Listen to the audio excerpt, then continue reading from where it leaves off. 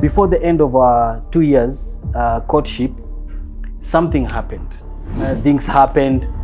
Na siku moja akakuja akaniambia, you know what? Babes, me, I think I am pregnant. Whoa. She's the leader of the youth in the whole of PCA Isli Parish. I was the assistant pastor. Mimi ndo nilikuwa nabeba Biblia ya mtumishi.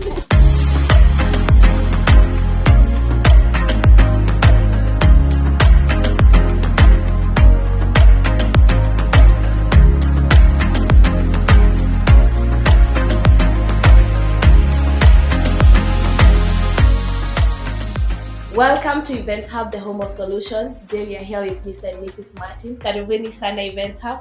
We are privileged to have you. Maybe you can introduce yourself to the audience or Jue, who are you? Okay, thank you. My name is Martin MWANGI. And this time I want to say that I'm privileged to have this opportunity. Yes. And the one sitting on my side is my wife. Awesome. The love of my life. Hey. Love of life. Muneza tuambia jina. Thank you very much. My name is Catherine MWANGI. As he has said, Yes. Married to Martin. And we are blessed with 2 kids. Awesome. Awesome. Thank you so much for having us. Now, Mr. and Mrs. MWANGI, how long have you guys been married? In fact, on the 20th of next month, we are going to be celebrating our 7th anniversary. Awesome. Wedding anniversary. Awesome. Yeah. Yeah. So for the 7 years you guys have been married.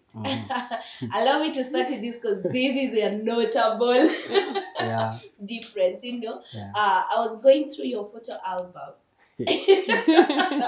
during your wedding, and seeing you here today, I'm like, whoa, that's a huge difference.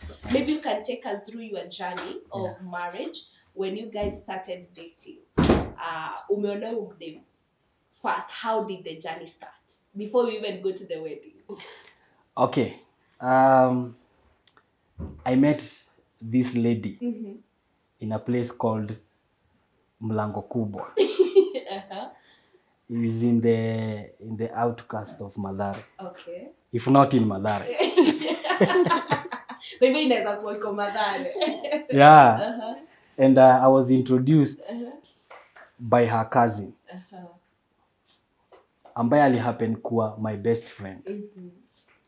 Yeah, so me, I was not born in Mathare. Okay.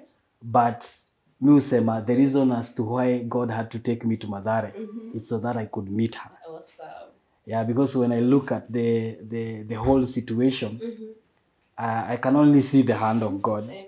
And I believe I would not have met her if it had not come to Mathare. Awesome. So I was living in a place called Kosovo. It is close to Mlango Kubwa where she lived. And one day, now my best friend, her cousin, came and he told me, you know what? Kuna msichana yuko hapa. Nataka umeet. Nikamwambia msichana mgani bana? Mimi nataka kuwa nikiwa na 35. At that time I was 27, yeah. So akaniambia hapana. Wacha he owned a smartphone. Now we are talking 2013 or so. Anambia hapana nimepiga picha. He had taken her photos. They had met at a funeral. Okay. And they got to to be introduced to each other because they were cousins, but they had stayed for so long without meeting. Okay. So aliponionyesha picha nikamwambia yeye msichana anaweza. Kuna vile like they say ni fine, thank you. Yeah, so nikamwambia probably you can do the the hookup. Mimi sina shida. And he was able to do that. Nikaenda meet. I think it was on a Tuesday. Nakumbuka it was on a Tuesday. And I will never forget the meal that I ate in that house. Sijai kuambia God bless you. The meal was awesome. It was rice and njahe.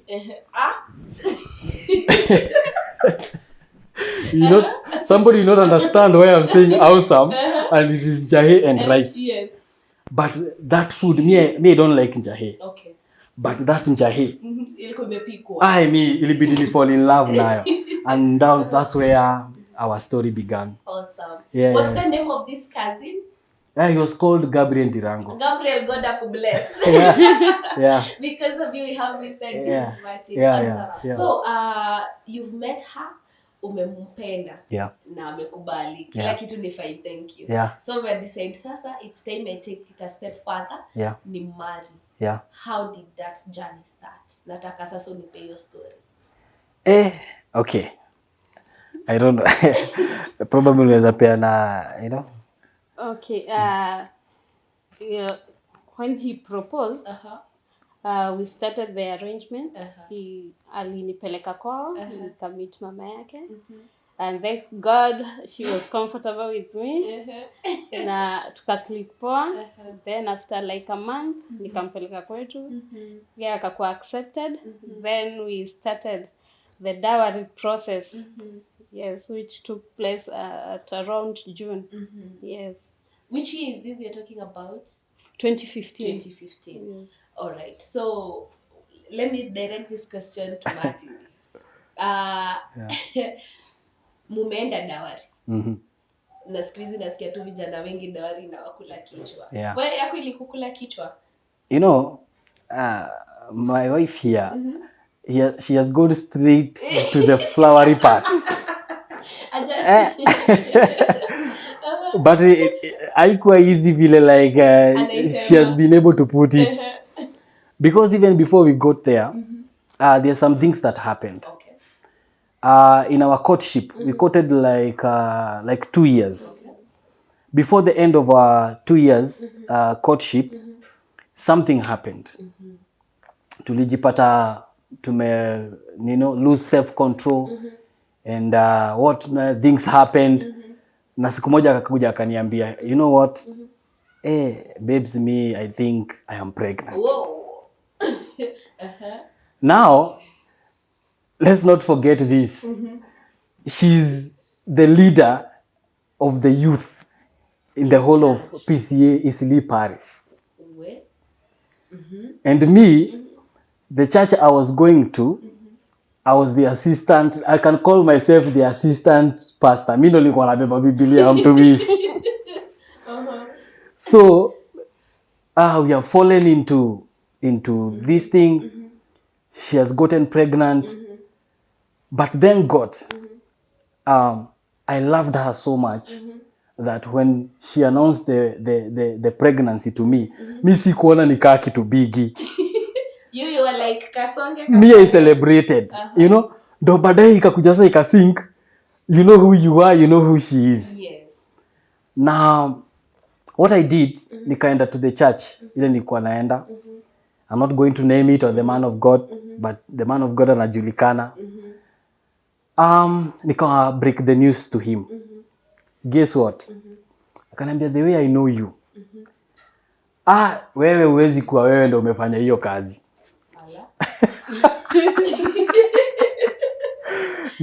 Nikamsikiza. Akaniambia, you know what I want you to do now? I want you now to uachane na huyo msichana. Achana na huyo msichana. Ukuje sasa ukaage na mimi hapa. Are you talking about your pastor? Yes, my pastor, whom I had served for more than 2 years, if I'm not wrong. So, akaniambia, you know what, you're a man of God. You cannot be the one ambaye amefanya hii kazi. Lazima ikuwe kuna mahali ulichanganywa. Akaniambia, you know me what, I want you to leave her. I want you to come and stay here until all these things zimeisha. Nitajua vile tutafanya. Guess what? I took that step. Yeah. I took that step. I think it's becoming hot here. The way the man of God was putting it, and the way I had respected him, and the way nilikuwa namuona, there's a way you carry somebody with not the anointed. Thank you. So me took that step. I relocated. I started living now. He rented a house for me. I started living there, and we continued with the ministry. Allow me to ask, even before you continue. Yeah. For him to come and tell you, si wewe umefanya hii kitu. Yeah. How was he able to convince you? Was it from a place of I've prayed and I'm convinced it's not? Like, what was giving him confidence to tell you you are not the owner? You know, the way he was putting it, that was not something that is ordained. That is not what God has for you. You have to leave her so that you come on this side, so that now me and you, God can show us the woman that he has ordained for you. So he was trying to show me that her was a big mistake. You understand? And so regardless of there's a pregnancy involved, this is not God's will. That's how he put it.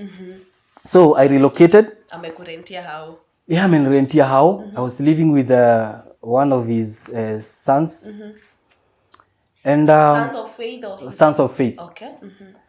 So thank God for a word, for his word. Because before we got there, I had received a word from God. In fact, that time in courtship tulikuwa tumeachana. Umemwacha akiwa na ball? No. Okay. Now I'm taking Just you courting. way back kidogo. Right. Tulikuwa tumeachana. Akaniambia wewe kama umeamua hivyo ni sawa, na mimi nikamwambia kama umeamua hivyo ni sawa. Yeye akatembea, mimi nikatembea. In that week I went for a lunch hour. Pale Moi Avenue, kanisa inaitwa Highway of Holiness. That is pastored by Apostle Subi. Yes.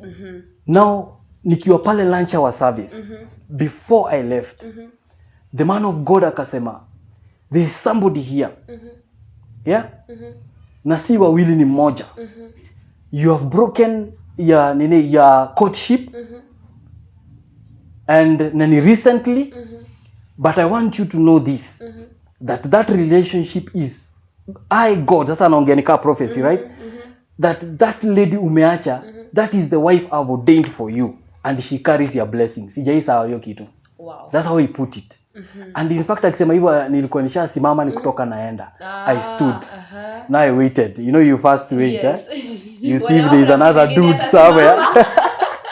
There's another dude somewhere atajichocha. But hakuna msi alisimama. And I knew that was my word. Nikaenda pale akaniambia, you know what? That lady umewacha. That one is the wife God has ordained for you, and she carries your blessing. And this is a apostle you've never met? Was it your first time going No. I usually went for lunch hours, but no any personal that's interaction. not the church you fellowship. Yeah, no, that's not my church I fellowship. So in fact say tu nitremka kwa lift because ni fourth floor. I didn't use the stairs. Acha tu niongee ukweli. Nilitumia lift. Nilipotufika hivi chini na ile ego yangu yote nilichomwa simu because I understood when God speaks. Yes. Thank God for I understood. Yes. So nikampigia nikamwambia, hey, niaje? I want us to meet. We talk, and we met and we talked and we reconciled. So that is the word that kept me when I had relocated to the pastor's rented place. Yes. Every time nikijaribu kuignore, the voice ilikuwa ina speak kwangu. She's the woman I've ordained for you. Yes. And she carries your blessing. So I took the step. Nikaenda sasa kuuliza pastor maswali mzito. Hey pastor, you know pregnancy does not happen through, osmosis. Yes. Man of God, it is me who did the job. So man of God, kindly, I'm not understanding. Kindly explain it. To explain it to me in a manner that I will understand. Eti yeye ndo iko na shida, mimi sina. Make me understand. Akaambia, no, if you don't understand this, nini, I will leave you to God. He will deal, nini, aka speak my judgment hapo, condemnation zikatembea, what not. But guess what? Tulikuwa tunaendelea communicate.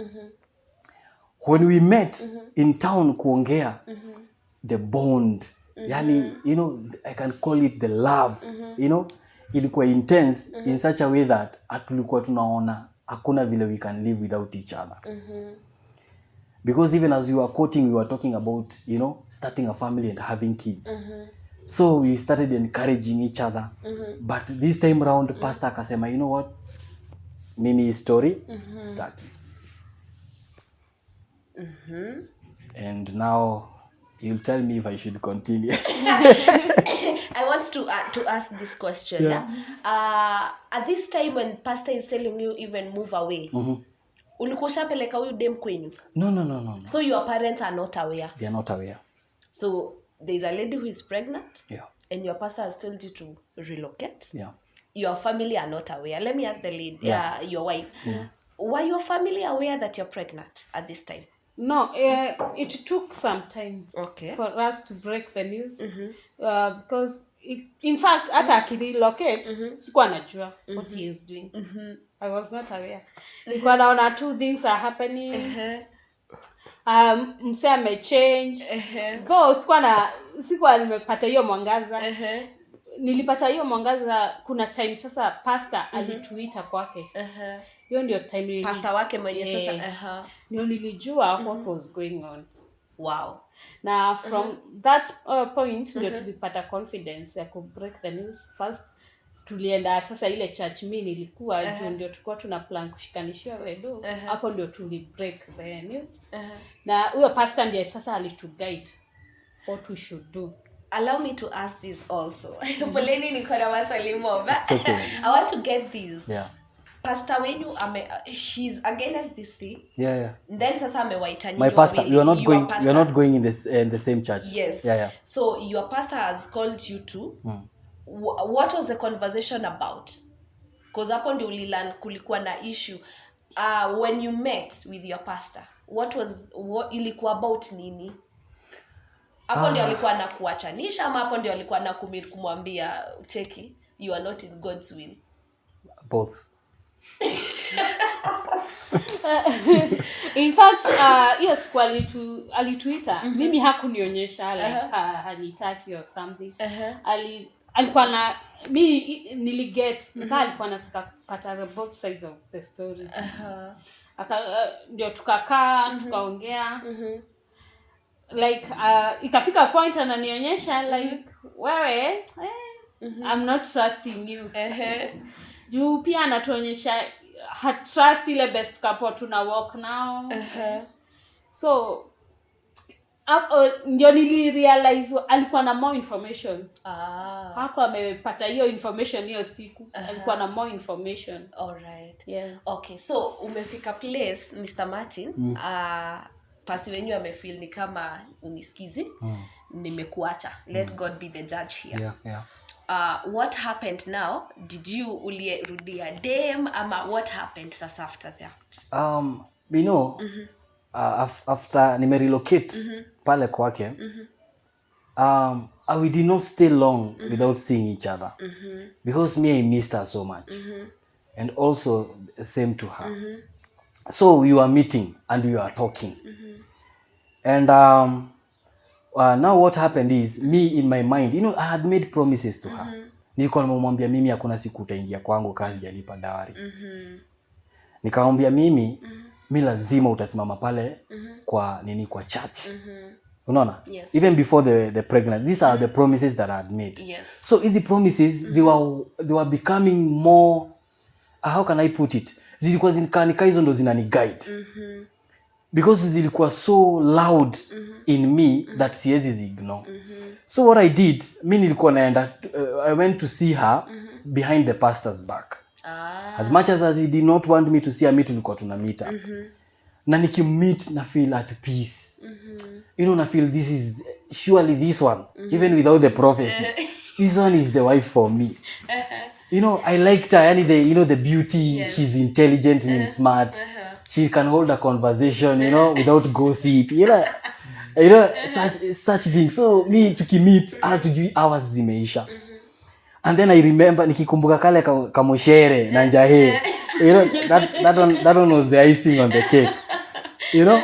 So what we decided is we also broke the news now to our relatives. First I went to my mom. Behind your pastor's back. Yeah. Now I've started distancing myself from him. Yes. Because I realized he's not for me. All right. But deep inside I knew this one was God ordained. Yes. And it may sound, but me, I knew this was God ordained. In fact, he got some advice from a friend. Yeah. Well, rafiki nakumbuka alimwambia Martin, kama mimi nimeoa, kwa nini nikwambie usioe? Unaweza mtaja? Yeah? That man of God, tunamuitanga kiongozi. But hiyo message yake, in fact, ili change like everything. Alafu, sasa tulianza na pastor wetu, tukaenda tuka break the news. Sasa kwa pastor wako sasa? My pastor. Yes. Akatuambia, in fact, ukiconfess, shetani hakuangi. Lakini ukisin, ndio alikuwa anafurahia. Lakini saa hii ukiconfess, hatakuwa. Akatuambia, hii ni kitu happen kwa wasee, ni venye watu hawasemangi. Sisi hatuko wabaya sana, juu tumesema. Ni wengi wanafanya hivyo, lakini ni results ndio hazionekani. So yeye ndiye alituguide, akatuambia we have to break the news to the family. Yes. Thank God for kiongozi. I had forgotten that part. Thanks babe. Yes. Because that is the man of God ambaye nilirudisha kwa nikajirealize. Sasa I confirm what I've been, you know. You were feeling. Yeah, what I was feeling. What drove you to go talk to kiongozi? Me, I think it's the Holy Spirit. Okay. Because me, I just one afternoon nilisema naenda kuangalia kiongozi.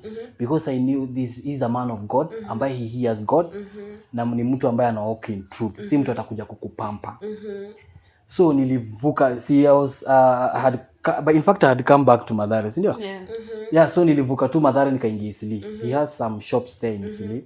So nikamkuta, akaniambia, Mwas, sasa huyo pastor anakuambia usioe, ako na bibi kwa nyumba.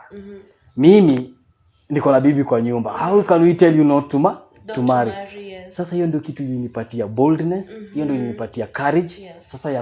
Sasa ya ku disregard any other voice and now to make sure that nimefanya what I'm supposed to do. Yes. And that's when now we decided now to tell our relatives, like she has said. Na mi nikatumwa kwa my mom. Yeah. Na nikakuta my mom, nikamwambia, hey mom, you know what? This is what is happening. Na nimesema lazima nikamwambia. Yes. My mom aliniangalia hivi. For the first time sijaiona reaction kama hiyo. Was it good or bad? Was it good or was it bad? Me, I can see it was calm. It was good. Because mimi vile nilikuwa nimejipanga. Ulikuwa unajua hapa. Nilikuwa nimekuja na full armor. Because nilikuwa najua kuna vile. Kunaweza waka moto. But even today me I'm surprised at her reaction. Akaniambia, thank you for coming. Opening up. Guess what? Everything worketh. Yeah, for the good of those who love the Lord and are called for his purpose. Naye pia akaenda, I think hiyo story unafahamu. Now let's go to Mrs. Martin. Yeah. Okay, about break to your parents. Ulianza wapi? For me, kulingana na venye our family is, my dad ndiye alikuwa. So na kulingana na age yake, I couldn't go direct to him.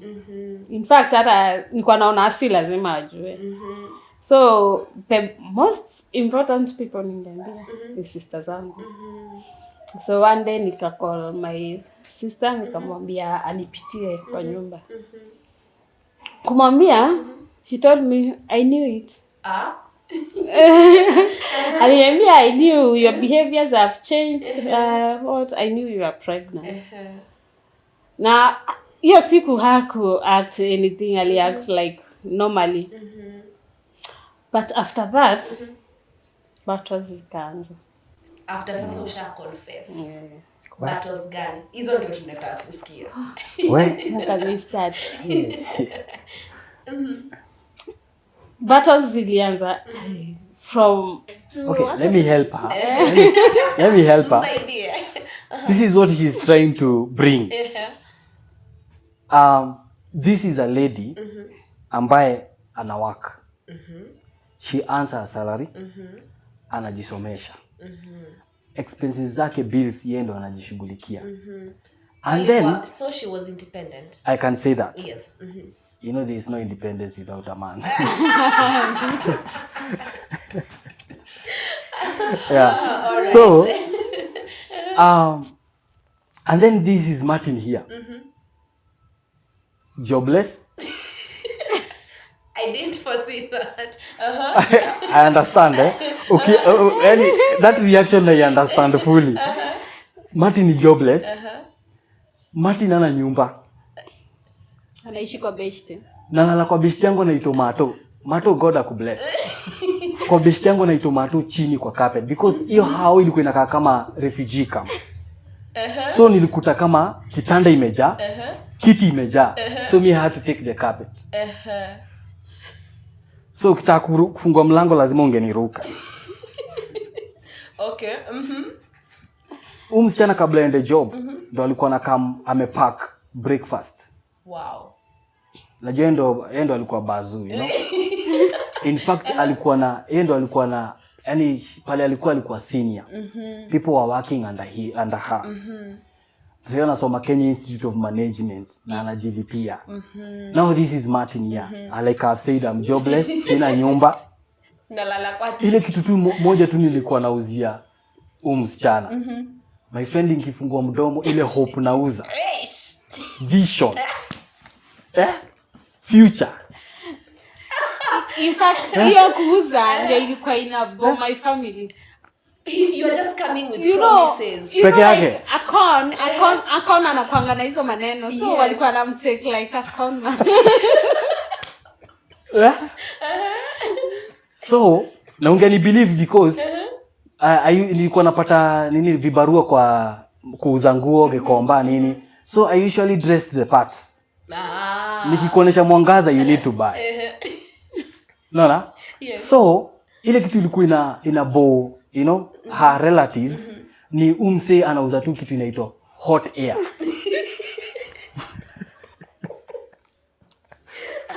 At that point, ilikuwa inakaa opaqueness. You understand, yeah? Yes. So, me I understand them why it was so hard to buy what I was bringing because sikuwa na anything tangible. Ilikuwa tu ni dreams, visions and what not. Yes. Unaona? So, mpaka akienda kufuatilia where do this guy work? Umse ana job. Niko apiga kibarua. Umse udozu wapi? Hakuna. Sina keja. Yes. So, hiyo kitu I understand why walikuwa wanaona ni kama nimekaa kupoteza mtoi wao at some point. Because hata mimi I would have thought the same. Uni demo anaonekana na future na nini alafu ni msejo. Yeah. You can continue. Awesome. So, thank you so much for clarifying that. And I'm also understanding where your parents are coming from. They're feeling like, you know, we say anakam to na promises, but nothing else. You as a person, if I may ask this, what was driving you to love this man who is jobless, who is sleeping on the floor, and every morning you will wake up umpeleke breakfast? I think I was too much in love. If there is such a word. I was so much in love. Na the hopes alikuwa ananipatia mimi nilikuwa nazibai. So I felt like still me naweza work for myself. Yes. Even though hata work. Yes. All right. Okay. So all right, you've break news. Yeah. Now all the families are aware. What was the process that now started? Now, kidogo tu before we get there, my mom was alikuwa nakuja church place tofauti. Oh, your mom wasn't fellowshipping where you were? Yes. Okay. So yeye kwa PCA, me niko na another church, my mom alikuwa nakuja another church. So, the best couples ambao tulikuwa tumechagua, we would have desired them wakue best couple yetu, walikuwa wanaenda church ya mama. Okay. So lazima mama angebreak story. Wait, let me get this. Yeah. You chose a best couple before muambie whatever was going on. No, we way before tulikuwa tumetamani, we had desired, so we had nothing changed. All right, okay. But now, because now the process of the wedding imeanza now, imeanza kushika moto, because me, I want to marry her still. So you are sure nataka kumari? Yeah. You are telling your parents with the intentions of marrying this girl. Thank you. So my mom ndo tulimtuma approach your best couple. The best couple. We thought it is easier, and because they go to the same church. Yes. So of course, when you break to the best couple, now the leadership of the church has to know. And that's where now they got the information. This couple that they are asking for you to give them a best couple, the lady is pregnant. Now another battle started. So now this is we are getting a battle from where I was going. Yes. Her relatives, and now my mom's church, the leadership. But why would, allow me to ask, and you are free not to answer if it's not okay. My reasoning is, why would your mom's church have an issue and it's not where you fellowship directly? Because they will not allow the couple to be at our wedding when you're pregnant. Yes. Wow. You understand, eh? Yes. Yeah, so that was another one. So here ilikuwa tu vita. Ilikuwa like ilikuwa ni vita. How did you take it from that? From there, the other, where the church where I fellowshipped, that one now I counted them out. Even when they promised me to the last minute they are going to support me. Oh, after you broke off with your pastor, the church was still willing to help you. They were saying they will help. All right. But quote unquote. The relatives, kuna wakamoto. Now the church, my mom's church, imeanza. So, how can I put it? Now this wedding ilikuwa ni sisi, the best couple, because walianza kutumit, kutu encourage, you know, in as much as the church is against, your best couple was on your side. Yes. Kutu encourage ile, they were there for us and everything. So ilifika mahali now we are planning the wedding by faith. By faith, you mean? So we set the date by faith. Regardless of whether people agree or not. Me and thank God for her pastor. Her pastor was on board. He was saying that, Martin, are you ready to marry the lady? Kate, are you ready to marry Martin? Yes. Hata kama hakuna mtu mwingine atakuja. Nitakuwa. Mimi na Roho Mtakatifu tutakuwa. Awesome. Hivyo ndo alikuwa anasema. So even when he received information kuwa relatives wake ile kanisa ingine and this one they are not for us, yeye ndo alikuwa, God alimtumia kama the pillar to stand with us, and through that tukapata now courage ya kuanza kuset date even with no resources, with no any support, especially financially. So we were planning a wedding without a committee.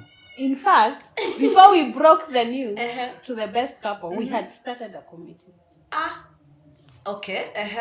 But after breaking the news to the relatives and the best couple, they advised us to stop the committee. And it is stopped. So, imefika point. Why did the committee stop?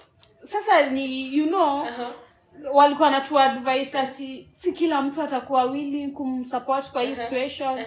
Wacha wengine hawatakuwa wana support willingly. Na watakasirika. So ikafika point mume set date ya harusi, but you are not sure if mnawaidiwa usiku. Date iko? By faith. By faith? Yeah. But you're not sure if it will happen. Yeah, and you know the kid is growing, so some signs signs zinaonekana, right? Ameanza kushow.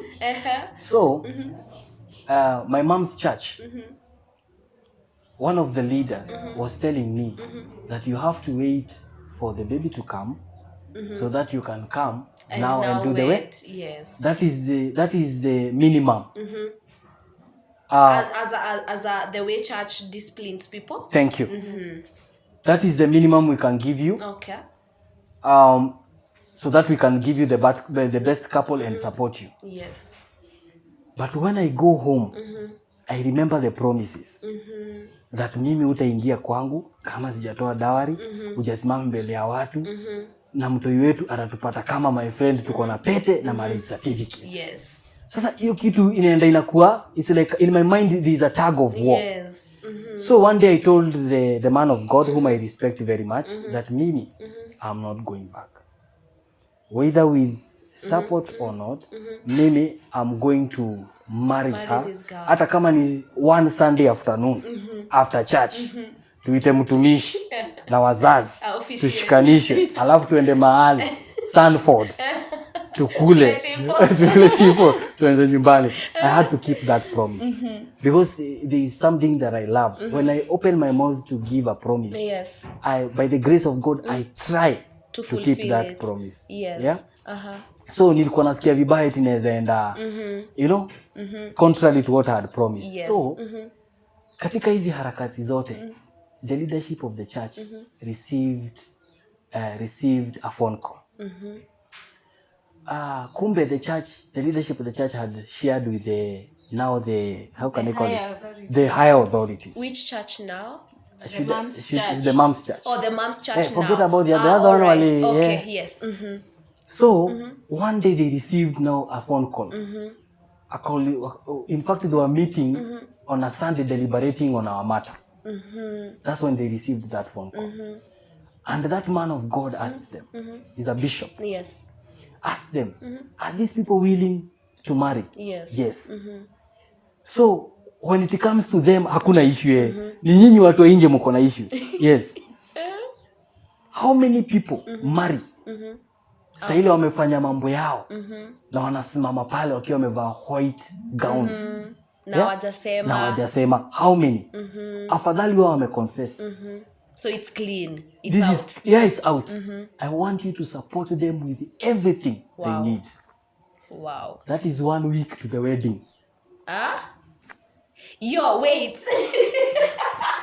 So you guys already set a date. You are continuing with your plans, but still the church is not in support. If there's a time, yes, there's a time I prayed. Mimi nilituanga maombi za usiku. Everything was by faith. Yes. Everything was by faith. So 1 week to the wedding, that's when we set we did a pre-wedding. A pre-wedding. Wasi walikam. Wow. Wasi walikam. Ile church walikuwa napinga the mom's church. Ilikam. Wow. Mabishto yake, because remember she's the youth leader. Yes. Wakakam. My friend, wasi wakachangamka. Guess what? Hiyo 1 week ndio nilitafuta wasi wa keki, nikatafuta wasi wa deco. So you planned your wedding in a week. In a week. Thank you. We were meeting with the best couple at a hotel. Committee yetu ilikuwa ya watu 4. So ni meet the best couple, you decide mtafanya nini? Tunapanga. Wow. Kesho mnaamka kuwalk. Kwenda kwa mtu wa picha, kwenda kwa sijui kwa venue. Yes. Wow. In 1 week, in less than 1 week. So even in this 1 week you didn't have a lineup? We did have, thank you. You're asking good questions. We didn't have a lineup. We didn't know what you are going to wear. And it's a week to the wedding. 1 week to the wedding. What did you do? What I did. Oh my God. I outsourced a lineup. What do you mean by outsourced? Wale wasi walikuja kusimamia wedding yetu, wengine tulijua na hiyo asubuhi. That's what I'm saying. Na wenye tulikuwa tunajuana nguo hazikuwa zao. So what you did through the best couple, ile suti tulichagua. Tulichagua suti ya msee mwingine walikuwa wamesimamia wedding yao before. So we settled on that color. Because time ya kunini nguo haikuwa. Hakuna. So hizi suti ndo tuliamua tutazitumia. So let's to make audience understand. 1 week hamna suti. Yes. So your best couple kuna wedding nyingine walikuwa wamesimamia. So alikuwa kwa groomsmen kulikuwa na hiyo kala. Yes. So mlienda mkachukua nguo zao men muvae. Exactly. God bless you. Na hawa watu mnawamit on your wedding day hiyo asubuhi. Some of them tulijuana tukigojea Kate afike. Hapo sasa ndio nawaambia buda ni aje. Ni aje, mimi naitwa Mato. Unaitwa nani? Aizo.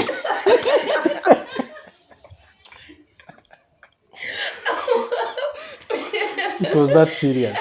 Wow, okay. We had a very interesting wedding. Wow, okay. So pia suti yako uliomba the other groom. Sasa mimi nienda nikanunua yangu. But sasa ule best couple si atachukua ile alikuwa amesimamia nayo. Yes. Aya, wale ambao walikuwa wawili wa hiyo walikuwa wamesimamia hiyo wedding. Wakuja na hizo suti. Wale walikosekana tulitafuta mtu anaweza toshia suti ya mmoja wao. So in fact huyo peke yake ndio tulikuwa tunajua. Huyo mwenye aliombewa suti. Ndio tu mlikuwa mnajua. Peke yake. So hata wawili wenye wako na suti hamuwajui. Tumejua na asubuhi. Na mwenye mnajua na suti, mumuombe suti. Suti kazi yake ni kumake sure amekuja physically avalishwe.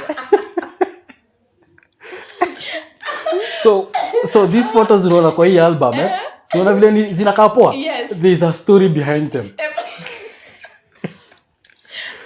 Yeah. And your ladies, the bridesmaids, wao walikuwa sorted. In fact, wao walikuwa sorted, walikuwa wameshona nguo. In fact, akipeana hiyo idea ilinikasirisha. Nilishinda, are you even serious? Best couple waliangalia ni kama mimi ni msee natumia kake wa Jakoya. Seriously? If you know say like real for real. Yeah. But it worked, it worked poa sana. Si waangalie kwa photo album, they look awesome. Well, actually this is interesting. Okay. So, sawa, wameka. Yeah. Did the wedding proceed? Sasa hapo kwa pre-wedding, wale wasi all of a sudden, wale wasi walikuwa wanatupinga except the church nilikuwa naenda. Wale wasi walikuwa in a way wanatupinga nini. People came through. Wow. Ulikuwa unasikia msee. Like I remember baba yake mdogo. Akasema mimi natoa gari ya kubeba msichana. Hiyo iko na fuel. Kidogo marafiki wa my mom wakatoa magari na zimejaa mafuta na madereva.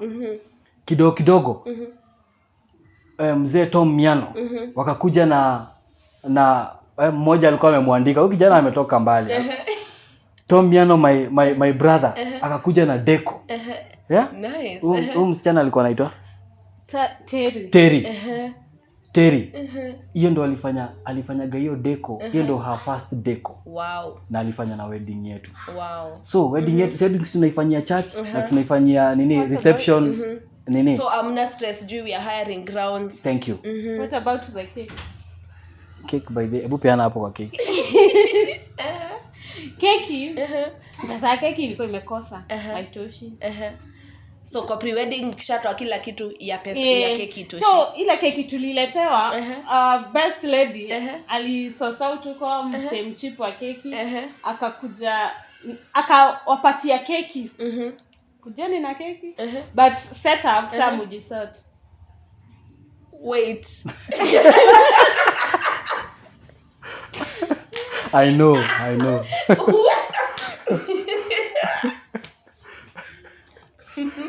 Okay, we'll bake. Lakini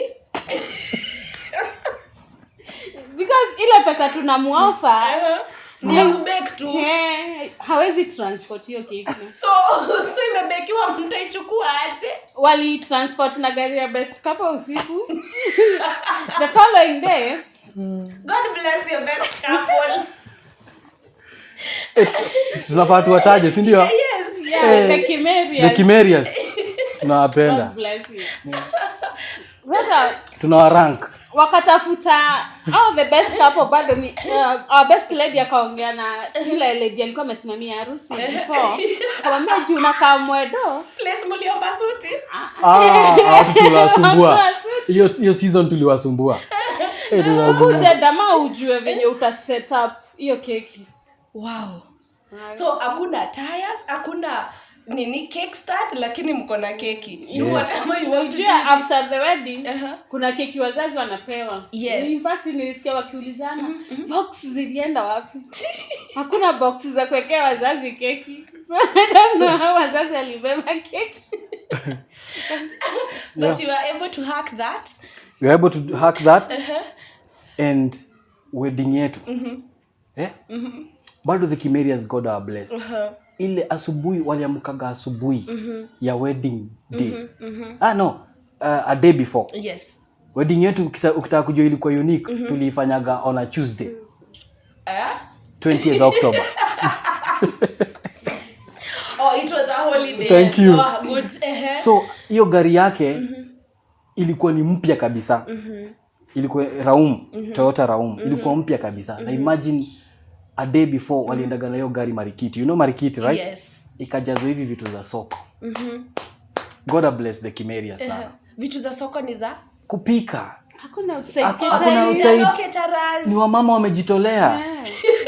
Wamama ndio wamejituma. Wanapika on the wedding day. Wow. So wait, hata si ati wamama waende wa shop ati muwatumie pesa. So bado ni nyinyi mwende mnunue na best couple. Mwende mnunue Kenya itakuliwa wedo, mpeleke wamama wapike. Thank you. Sisi na the Kimerias ilikuwa 4-man team. This is the committee. These are the wedding planners. Maketaras. Wow. Watu wa magari. Cake. Wow. Hao ndo wasio tulikuwa hivi watu wanne. So mkaletea wamama food wapike. That's now Monday. That is on Monday. Tuesday chakula ilikuwa sawa on the wedding day. And guess what? We had our dream wedding. The wedding. Oh, that's nice. Had dream wedding. Yani the wedding was awesome. Nice. People came. Mabeshtu wangu wa Mathare. You know, her people, my people, the church. Wasi walikula. Baka plates zikaisha, tena plates zikaendeo zingine. Wow. Yani the wedding, the controversy behind the wedding was not evident on that day. Wow. It was beautiful. The weather was awesome. Wasi wali dance. Like, wasi wakula cake. Yes. Ikatoshea. Time ilikuwa sawa. Gifts. Remember, I'm planning a wedding. A jobless man. Nikilala kwa mati. Yes. Yeah? Yes. But nikirudi from the honeymoon, nilikutaka kila kitu kwa hiyo nyumba. Wow. Wasi walipeana everything. From the curtains. Wow. Everything. Like your house was sorted. Like mimi tuliingia kwa nyumba ambayo in fact tulikutaka imepangwa. Wow. Everything. The only thing that you guys had a honeymoon. Yeah. After long. We had a honeymoon. Why you Tell us that story of honeymoon. Mimi sina nguvu. Sina uwezo. Yeah. And remember we did our wedding when she was 6 months pregnant. Yeah. Wow. Na alikuwa kwa high heels. The whole day. Na ali dance. Wow. Cheza kiwewe. Sorry about that. So you guys have married. Your wedding was okay. At least she got her dream wedding. Yeah. About the honeymoon? Okay. We tried. He tried his best. Tulienda a place in Thika. Walikuwa by the way wame look around na the best man. wakatafuta a nice hotel in Thika. Yes. Tulienda hiyo usiku na the first couple after the wedding. Yes. Spend like 3 nights hapo. Awesome. Yeah. That's good. At least you guys were not in the house. You were, that's amazing. Comparing the controversy, you guys, and planning your wedding. Where I'm shocked, like even the honeymoon was there, because you guys planned everything in a week. Yeah. Like that's crazy. Yeah. It's and anyway, the way you said it took faith. Yeah. So that was crazy faith. Anything else you want to add? The photos. We got this album after like 1 or 2 years. Wow. That person was charging us 15,000. We paid a deposit of around 8,000, but we could not raise 7,000 to clear. What she's trying to say is that we are a case study of bottom up. I see bottom up. Mzee tulimsumbua Yeah, hata alikuwa asha give up. Alikuwa nadhani hataimulipa. Oh. So unaona video yake ya wedding after 2 years. Understand kwa nini ilikuwa na scratch. I understand.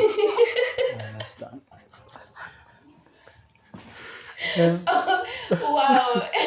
And yeah, I have to say this was such a case study. Yeah. But finally you have your album. Yes. Yeah. There's something I want to ask now. There's always and maybe there's a couple watching you guys, maybe they're in the same place you are. They serve in church, they have places, they have roles in the church. Then out of 1, 2, 3 in the courtship, they mess, they end up being pregnant. And now they are stuck to a place they don't know what to do, you get. At one point, there's stigma. What will the society say? What will the church say? How is God viewing me?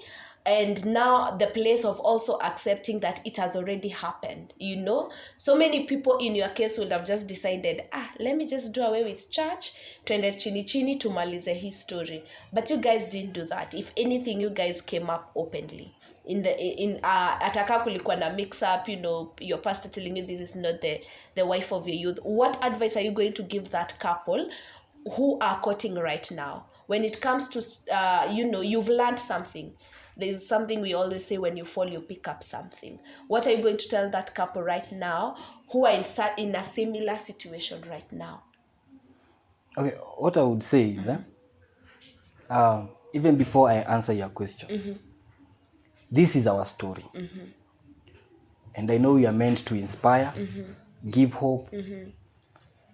But if, by the grace of God, avoid similar situation. Yes. Because us, it turned out well. We have never regretted. When she was pregnant with my son, every time we met, I usually spoke blessings to my child, because I understood that this one was not a mistake. It was not a mistake. This is a blessing that she's carrying. But the challenges and the battles, and the stigma, and the stigma, I would not wish it on anybody. Yes. So if you can be able to avoid, yes, kindly do so. Itakuondolea mambo mingi sana. A lot of things, yes, spiritually and physically. That's true. Now, to your question, it has already happened. Yes. One, you as the couple, remember, this is the work of your hands. Yes. So, you have to accept it, Yes. Don't try to live in denial or struggle with it. It has happened, it has happened. Yes. So first, nyinyi wenyewe muikubali. Yes. From there, you have to bring everything into the light. Because if you're a born-again Christian, the God that we serve is a God of the light. Yes. And anytime you bring it out in the open, now the darkness has no place to rule. That's true. Now the light comes in, and where God is, the grace is provided for. You know, he's able to come through in so many ways. Yes. Yeah. So when you hide it, you're doing yourself a disservice. Yes. Because it's going to remain between you and your, you know, yes, your spouse. But when you put it in the open, now you allow God to step in. Yes. And where God is, believe me, he will make it turn to be something that is beautiful. It becomes a testimony. It becomes such a story which you are giving without feeling any kind of shame. To the church, when these people come to you, kindly be gracious. Yes. Because there's always a story behind everything. Yes. Nothing happens by chance. And like the Bible says, there's nothing new under the sun. Yes. It means these things have happened before.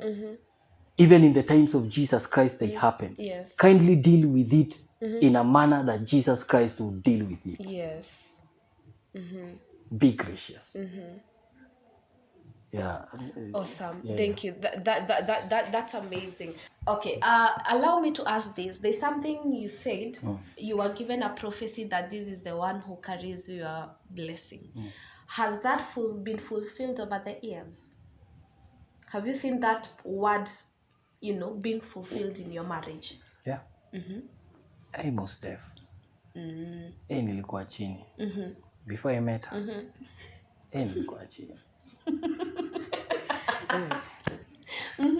Mimi nimekwambia ile kitu nilikuwa nauza ni dreams and visions. Years later, 7 years later. Nilikuwa sawa, declarations, to declare the future, hizo nilikuwa nimeiva. Vitu tangible ndo ilikuwa tricky kidogo until I met her. 7 years later, we have had our share of challenges. Yes. But we have had our shares of successes. Amen. And like I've said, our story ni bottom up. Yes. Sasa the scripture that says who finds a wife finds a good thing and obtain favor. Yes. That scripture was written for me. Because since the time I married her, ndo nimeona favor. There's some dogs I tried to knock through prayer and fasting, doing whatever that I need to do until when I married her. Hizo milango hata si knock tena. Zilikuwa zinajifungua zenyewe. And the father have come. I would say that thank God for giving Kate as my wife. Awesome. We thank the Lord for that. Yeah. Last question. What are you going to tell a couple? Because hearing a story, there's this pastor where you are fellowshipping, not agreeing with you. So many people can end up being bitter, Yeah. And these are the challenges some people are facing, and they are like, by the time they're finishing their wedding, they're like, I've had enough. What are you going to tell that couple? Because clearly, si feel ni kama mko bitter. Yeah. So what advice are you going to give that couple? I think vision yako ndio inakuguide. Wewe mwenyewe what you have decided to do, run for it. Kimbiza ile vision uko nayo. Acha kuangalia the surroundings. Tupilia mbali what people are saying. Awesome. Yeah. Thank you so much. And to add on what she has said. Yes. I'm going to speak on the spiritual part of it. Yes. Briefly. And one is, before you get into such a serious commitment, kindly seek the confirmation from God. Yes. Because when you get a confirmation from God, when all these other challenges will come, na wase kukukataa, na watu kukupinga, you will not see them like they are against you. Yes. You will see them like these are the challenges that happens to anything that is God ordained. Yes. Because anything that is ordained of God, it must come packaged with challenges, whether you like it or not. You understand? Yes. So when you have received a confirmation first from God, you know that it is ordained of God. When these things come up, auoni ni kama ni chuki, hatred, nini, unaiona these are the challenges za kawaida that come, but everything will work out eventually for your own good. So look at it as just a training ground. Thank you. Awesome. Thank you so much for your time, Mr. and Mrs. Martin. Yeah. I've had a good laughter. Yeah. And your story is very inspiring. We thank you. That's our time at Event Hub. See you soon.